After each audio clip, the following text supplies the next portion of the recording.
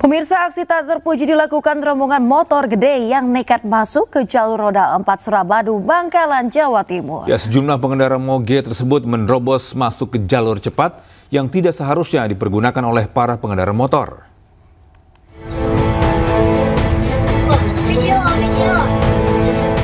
Inilah video hasil rekaman salah seorang penumpang mobil yang melaju dari arah Bangkalan menuju Surabaya. Nampak beberapa pengendara moge ini dengan santainya masuk ke jalur roda 4 di atas jembatan Suramadu. Aksi mereka pun cukup berbahaya karena sebelumnya terjadi beberapa kali kecelakaan akibat perilaku pengendara motor yang menerobos ke jalur ini. Pihak kepolisian pun kembali menghimbau agar setiap pengendara mentaati aturan yang ada, termasuk bagi para pengendara motor saat melintasi jembatan Suramadu meski sedang tidak ada razia pihak kepolisian. Himbauan ini demi kenyamanan dan keselamatan diri sendiri maupun para pengendara lain.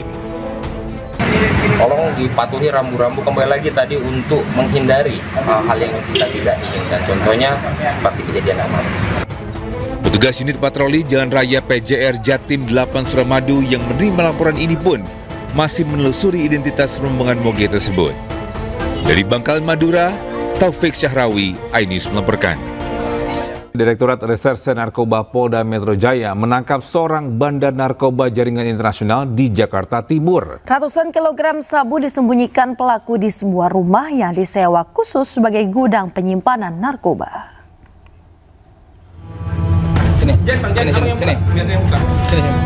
Bandar narkoba berinisial Z, 50 tahun, tak berkutik saat dibekuk petugas Subdit 3 Ditres Narkoba Polda Metro Jaya di halaman sebuah rumah sakit di kawasan Pondokopi, Jakarta Timur, Selasa malam. Saat digeledah, polisi menemukan sabu seberat 1 kg yang disimpan di bawah jok motor. Petugas kemudian membawa pelaku ke rumah sewa yang dijadikan pelaku sebagai gudang penyimpanan narkoba di kawasan Bekasi, Jawa Barat. Dari lokasi inilah keberadaan ratusan kilogram sabu terungkap. 470 kg sabu dikemas ke dalam 484 bungkus dan dimasukkan ke dalam karung. Belakangan terungkap, tersangka merupakan kaki tangan jaringan narkoba internasional Iran, Cina, Malaysia, Indonesia yang dikirim melalui jalur laut. Dari hasil pemeriksaan, sabu akan diedarkan melalui e-commerce, media sosial, jasa angkutan hingga sistem tempel. Kini akibat perbuatannya tersangka terancam hukuman mati, sementara petugas memburu anggota jaringan lain, termasuk menelusuri aset tersangka yang diperoleh dari hasil menjual narkoba. Dari Jakarta Selatan, Din Helmi Sangjabati, iNews melaporkan. Pemirsa, petugas pemadam kebakaran cekcok dengan warga saat berupaya padamkan kebakaran yang hanguskan sebuah rumah di Cirebon, Jawa Barat. Ya, warga menuduh petugas makan gaji buta karena terlambat tiba di lokasi kebakaran. Kalau anak-anak saya ngomong kamu gaji buta enggak? Dengar, makan gaji buta enggak kalian? Siap tidak? Sejumlah petugas pemadam kebakaran Pemkot Cirebon terlibat keributan dengan warga saat terjadi kebakaran rumah warga di Kampung Kalikeba, Kesambi. Alasan kamu gaji butanya dari mana? Ayo, saya kasih tahu. Warga menuduh petugas damkar makan gaji buta karena terlambat datang ke lokasi. Tak terima, petugas damkar protes hingga berujung nyaris baku hantam.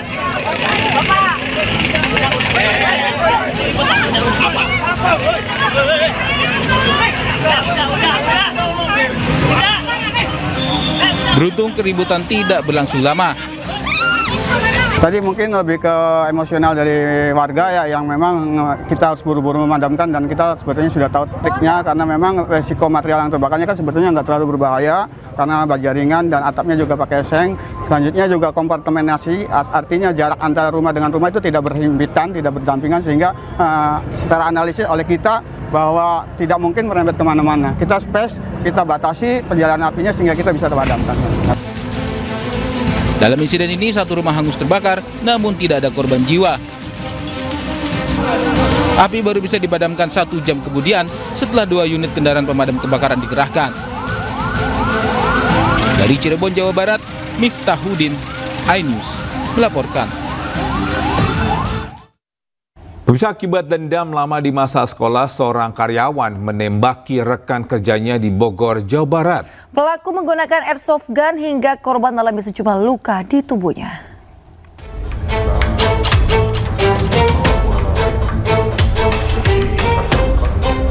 Rekaman CCTV memperlihatkan dua pemuda berboncengan secara brutal menembaki teman kerjanya di depan kantor JNT, Jalan Kedung Halang, Kota Bogor, Jawa Barat, hingga karyawan lain panik berhamburan.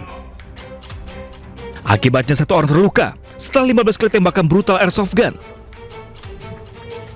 Dua pelaku berasal dari kursi kontrakannya. Polisi pun menemukan airsoft gun beserta peluru yang digunakan pelaku. Motif pelaku nekat menyerang korban karena dendam lama masa sekolah dan kembali bertemu di tempat kerja yang sama.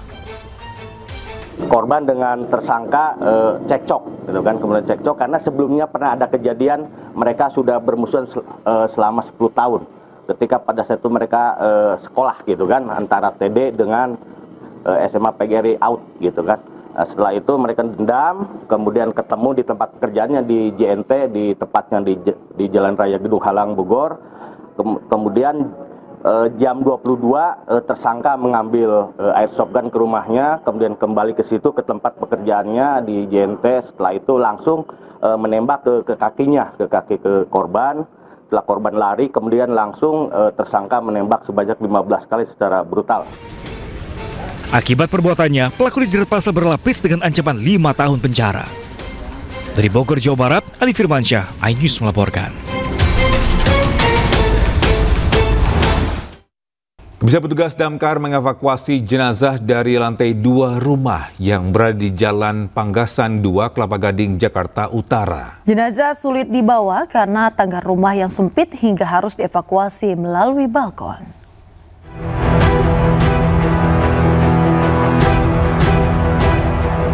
Jenazah pria bernama Mardian berusia 62 tahun ini dievakuasi oleh petugas suku dinas pemadam kebakaran dan penyelamatan sektor Kelapa Gading, Jakarta dari lantai 2 rumahnya yang berada di Pegangsaan 2, Jakarta Utara.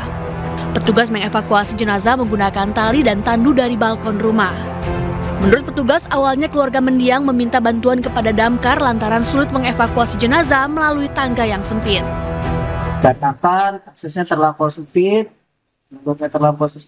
dan posisinya ada di lantai 2, sehingga kami dari pemadam meminta untuk mengevakuasi korban meninggal dunia dari lantai 2 karena mereka tangganya di tangga spiral. Pemirsa, 2 pemancing menemukan jasad pria mengapung di Sungai Asahan, Kabupaten Toba, Sumatera Utara. Ya, jasad ditemukan tanpa busana dan identitas.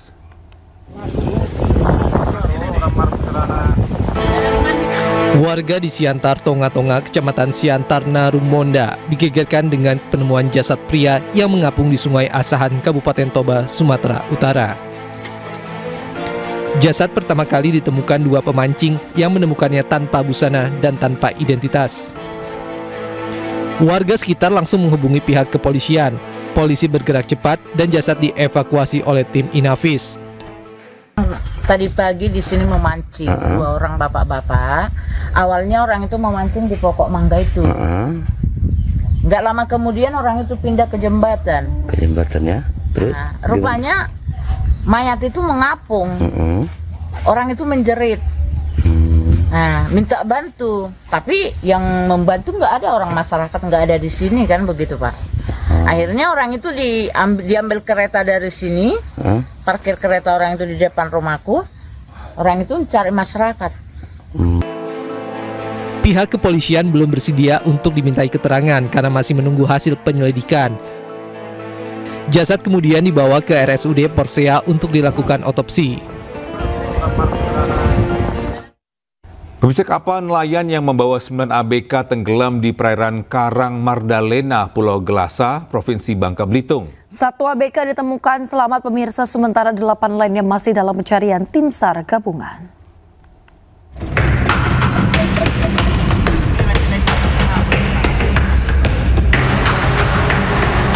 Kapal motor Osela dikabarkan tenggelam di perairan Karang Mardalena di sebelah utara Pulau Gelasa, Provinsi Bangka Belitung. 1 anak buah kapal berhasil ditemukan usai terombang-ambing di laut dan berhasil menggapai bagan ikan sebelum dievakuasi tim SAR dalam keadaan selamat. Sementara 8 lainnya masih dalam pencarian.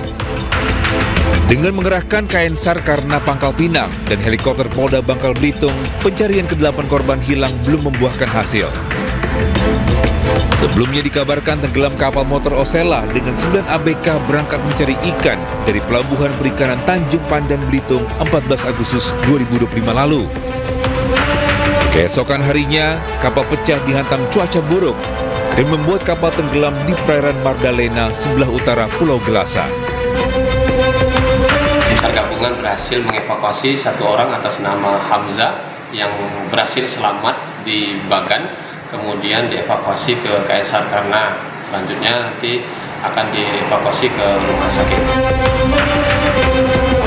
Nelayan dihimbau untuk selalu berhati-hati saat melaut, terlebih saat kondisi cuaca yang sedang tak bersahabat, serta selalu mempersiapkan alat keselamatan guna mencegah resiko bahaya ketika terjadi hal yang tak diinginkan. Dari Pangkal Pinang, Bangka Belitung, Haryanto, iNews melaporkan. Pemirsa, seekor buaya yang masuk ke dalam sebuah toko menghebohkan warga Taliabu, Maluku Utara. Ya, pemilik toko maupun pengunjung toko panik berhamburan keluar.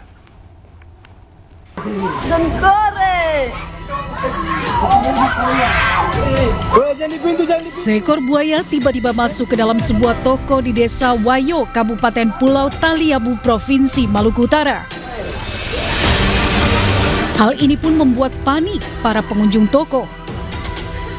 Buaya dengan panjang 2 meter ini berjalan di lorong dan bersembunyi di bawah rak barang. Para pengunjung berusaha mengusir hewan reptil tersebut agar keluar dari toko, namun tindakan yang dilakukan membuat buaya semakin agresif. Setelah hampir 1 jam, buaya tersebut akhirnya berhasil dievakuasi oleh personel pemadam kebakaran Taliabu. Tidak ada korban luka maupun kerusakan fatal akibat buaya tersebut.